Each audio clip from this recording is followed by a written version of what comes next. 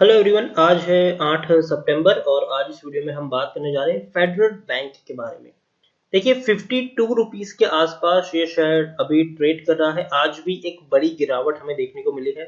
पिछले कुछ दिनों से फेडरल बैंक के शेयर में भयंकर गिरावट बनी हुई है। एक अच्छे खासे लेवल तक पहुंचा था ये शेयर, लेकिन उसके बाद अगर हम देखें तो टूट रहा है ये शेयर उस लेवल से। इस वीडियो में हम बातचीत करेंगे कि फेडरल बैंक के शेयर में खरीदारी करने का क्या ये सही मौका है कि नहीं, और जिन्होंने खरीदारी की है उनको यहाँ पर अब क्या करना चाहिए। तो वीडियो को शुरू करूँ से पहले अगर आपने अभी तक चैनल को सब्सक्राइब नहीं किया है तो प्लीज अभी इसे सब्सक्राइब कर लीजिए, क्योंकि आगे भी बहुत सारे वीडियोस हैं जो आपको काफी ज्यादा हेल्प करेंगे। तो चलिए शुरू करते हैं। तो फेडरल बैंक 52 रुपीज के आसपास ट्रेड कर रहा है। पिछले एक महीने की बात करें तो 4.5% की गिरावट है, लेकिन इस बीच अगर आप देखेंगे तो 60 रुपए तक का हाई इसने बनाया था। 60 रुपए तक का हाई बनाया था और आप देखिए लो, एक महीने का लो अभी बना चुका है ये 52 रुपीज। पिछले एक साल की बात करें तो पिछले एक साल में 37% की गिरावट है। 96 रुपीज तक ये शेयर ट्रेड कर रहा था। कोविड के चलते ऐसी गिरावट आई, 37 रुपीज तक पहुंचा। बाद में देखिए शेयर में रैली भी आई थी और शेयर सीधा पहुंच गया था 50 रुपए के आसपास, 48-49 रुपीज तक पहुंचा था। लेकिन बाद में फिर से गिरावट आई, 37 रुपीज तक पहुंचा। फिर एक बड़ी रैली आई, फिर गिरावट आई, तेजी आई, गिरावट आई, तेजी आई, गिरावट आई, तेजी आई और गिरावट आई। और अभी जो गिरावट आई है वो बिल्कुल ऐसी ही गिरावट है जो पहले आई थी, लेकिन बाद में तेजी भी हमें जरूर देखने को मिली थी। तो शॉर्ट टर्म की मैं ये गिरावट मानता हूँ। पिछले 3 साल में देखेंगे तो 53% की गिरावट है।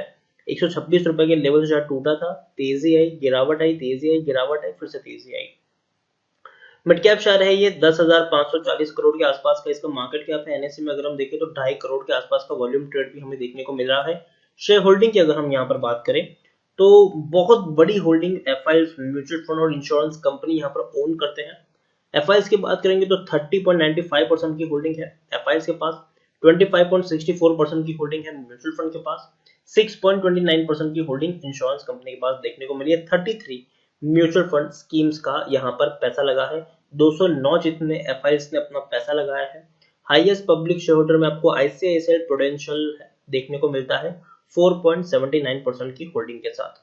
इंडिविजुअल इन्वेस्टर होल्डिंग 29.07% के आसपास है और डिविडेंड पे करने वाला शेयर है। 2019 में मतलब पिछले साल 70% का डिविडेंड पे किया था। मतलब पर शेयर ₹1.40 का डिविडेंड पे किया था। इस साल डिविडेंड पे करेंगे कि नहीं, वो सबसे बड़ा सवाल है। फेडरल बैंक की अगर हम यहाँ पर बात करें तो टेक्निकल रेटिंग अभी भी कुछ खास अच्छी नहीं, क्योंकि डाउन ट्रेड है, कंटिन्यूअस शेयर टूट रहा है, तो लोगों को उम्मीद है कि अभी भी नीचे थोड़ा जा सकता है। लेकिन काफी सस्ते वैल्यूएशन के ऊपर ये शेयर अभी ट्रेड कर रहा है। बहुत ही सस्ता इसका वैल्यूएशन है। 6.66 का पी है, जबकि इंडस्ट्री पी 26.76 है। तो अपने इंडस्ट्री पी से बहुत ही सस्ते पी के ऊपर ये शेयर अभी ट्रेड कर रहा है। 72 की बुक वैल्यू है, प्राइस टू बुक वैल्यू 0.72 है, ईपीएस 7.82 है और डिलीवरीज 23 के आसपास देखने को मिली है। तो काफी सस्ता वैल्यूएशन है, किसी को भी अट्रैक्ट कर सकता है। According to Moneycontrol user 79% लोग खरीदने की सलाह दे रहे हैं, 7% लोग होल्ड करने की बात करें, मतलब 86%। According to Moneycontrol user 86% लोगों का यहाँ पर पॉजिटिव व्यू है, जबकि 14% लोगों का यहाँ पर नेगेटिव व्यू देखने को मिल रहा है। उनको लगता है कि अब बेच के निकल जाना ही सही रहेगा। यहाँ पर अगर हम देखें तो हर क्वार्टर में इस बैंक ने बढ़िया मुनाफा कमाया है। जून 2020 में 411 करोड़ का प्रॉफिट था। मार्च 2020 में 302 करोड़ का प्रॉफिट था। दिसंबर 2019 में 450 करोड़, सितंबर 2019 में 424 करोड़, जून 2019 में 375 करोड़ के आसपास का मुनाफा देखने को मिला है। उसके अलावा अगर हम देखें तो फेडरल बैंक में इंडिया के वॉरेन बफेट कहे जाने वाले राकेश झुनझुनवाला जी की भी एक बहुत बड़ी होल्डिंग हमें देखने को मिलती है। राकेश झुनझुनवाला जी का एक बहुत बड़ा पैसा फेडरल बैंक में लगा हुआ है। राकेश झुनझुनवाला जी की एक बहुत बड़ी होल्डिंग अगर मैं आपको यहाँ पर दिखाने की कोशिश करूँ तो देखिए, superstar investor Rakesh Jhunjhunwala has upped his stake in Federal Bank. तो देखिए कोविड के चलते जब गिरावट आई थी तब राकेश झुनझुनवाला जी ने फेडरल बैंक में अपनी हिस्सेदारी बढ़ाई थी, 0.18% हिस्सेदारी बढ़ाई थी। अब टोटल हिस्सेदारी उनकी 3.11% है। मतलब 3.11% की होल्डिंग फेडरल बैंक में राकेश झुनझुनवाला जी की है। अगर हम उसको पैसों में कन्वर्ट करेंगे तो तकरीबन तकरीबन 511 करोड़ रुपए के आसपास के शेयर्स उन्होंने फेडरल बैंक में खरीदे हुए हैं। तो एक बहुत बड़ी होल्डिंग हम कह सकते हैं कि राकेश झुनझुनवाला जी की फेडरल बैंक में है।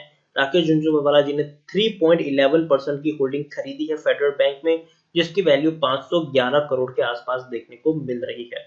तो एक बहुत बड़ी होल्डिंग राकेश झुनझुनवाला जी की है फेडरल बैंक में। सिर्फ उतना ही नहीं, बड़े बड़े फंड हाउसेस ने खरीदारी की है, चाहे वो म्यूचुअल फंड हो, एफआईएल्स हो या फिर इंश्योरेंस कंपनी हो। बहुत बड़े बड़े लोगों ने यहाँ पर खरीदारी की हुई है। फेडरल बैंक के बारे में मैं बात करूं तो देखिए, तेजी के बाद गिरावट और गिरावट के बाद तेजी हमें हमेशा देखने को मिली है इस पैंडेमिक के दौरान फेडरल बैंक में। जैसे कि मैंने आपको शुरुआत में कहा, 37 रुपीज का शेयर था, तेजी आई, शेयर पहुंच गया 48 रुपीज तक, 49 रुपीज तक।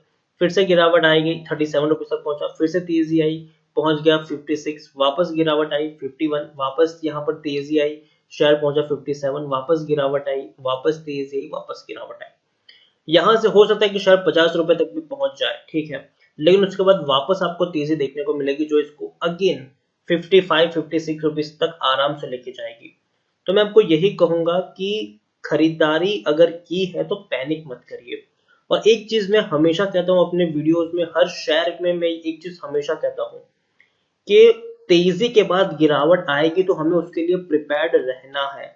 ऐसा नहीं है कि हम जल्दबाजी में आकर, लालच में आकर हम लोग क्या करते हैं कि एक ही प्राइस पर बहुत सारी क्वांटिटी खरीद लेते हैं। हम देखते हैं कि शेयर में तेजी आ रही है, शेयर 55 रुपए के ऊपर है, तो हमको यहाँ पर 1000 शेयर खरीदे, हमने 1000 शेयर एक साथ खरीद लिए। ऐसे ही गलती मत करो।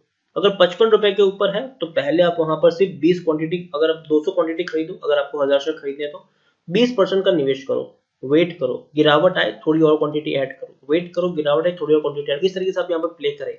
ये सोच के खरीदारी करिए कि शेयर में गिरावट आने वाली है, मार्केट अभी भी उतना स्टेबल नहीं है, मार्केट पूरा का पूरा रिकवर नहीं कर गया है। कोविड के चलते अभी और चीजें हमें देखनी पड़ सकती है। कोरोना के केसेस बहुत तेजी से इंडिया में बढ़ रहे हैं, जीडीपी ग्रोथ नीचे जा रहा है, तो अप्स एंड डाउन्स मार्केट में हमें देखने को मिलेगी।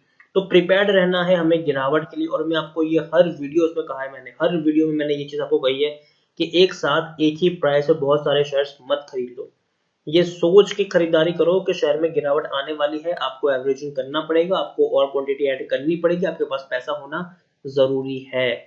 तो इसलिए मैं एक साथ बहुत बड़ी क्वांटिटी मत खरीदो। फेडरल बैंक मुझे लगता है कि अभी भी काफी सस्ते वैल्यूएशन के शेयर ऊपर शेयर अवेलेबल है, यहाँ से और ऊपर जाने का दमखम है इस बैंक में, लेकिन थोड़ी गिरावट यहाँ पर आ सकती है। तो पैनिक मत करना अगर आप लंबी अवधि के लिए यहाँ पर बने हैं।